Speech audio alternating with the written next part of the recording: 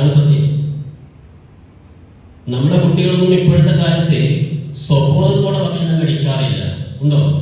നമ്മൾ ഡോക്ടർമാരായിട്ട് ശസ്ത്രക്രിയ ചെയ്യുമ്പോൾ ശസ്ത്രക്രിയക്ക് മുമ്പ് കുട്ടികൾ രോഗിക്ക് സെഡേഷൻ കൊടുക്കും, അനസ്തീഷ്യ കൊടുക്കും, ശസ്ത്രക്രിയ അറിയാതിരിക്കാൻ വേണ്ടി. അതേപോലെ ഇന്നത്തെ കാലത്ത് കുട്ടികൾക്ക് ഭക്ഷണം കൊടുക്കണമെങ്കിൽ അവരെ സ്വബോധത്തിൽ നിന്നും ഒരു അബോധാവസ്ഥയിലേക്ക് കൊണ്ടുപോകണം.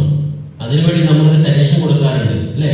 നമ്മളൊരു അനസ്തീഷ്യ കൊടുക്കാറുണ്ട്. മൊബൈൽ ഫോൺ കൊടുത്തിട്ടല്ലാതെ ഇന്നത്തെ കാലത്ത് നമുക്ക് കുട്ടികൾക്ക് ഫുഡ് കൊടുക്കാൻ കഴിയില്ല. കാരണം അവർക്ക് ഫുഡിനോട് മടുപ്പാണ്, കാരണം അവർക്ക് വിശപ്പില്ല. നിറവയറുമായി തീന്മേശയിലിരിക്കുന്ന നമുക്ക് എവിടെ വിശപ്പ്, അല്ലെ? നമ്മൾ അശ്വിൻ കൃഷ്ണ എന്ന് പറയുന്ന ഒരു നവാഗതനായ ഒരു സംവിധായകന്റെ ഒരു ചെറിയൊരു ഷോർട്ട് ഫിലിം ഉണ്ട്, നിങ്ങളൊക്കെ ചിലപ്പോൾ കണ്ടിട്ടുണ്ടാവും. രുചി എന്നാണ് ഇതിന്റെ പേര്. ആ ഷോർട്ട് ഫിലിമിന്റെ ഇതിവൃത്തം എന്താണെന്ന് വെച്ചാൽ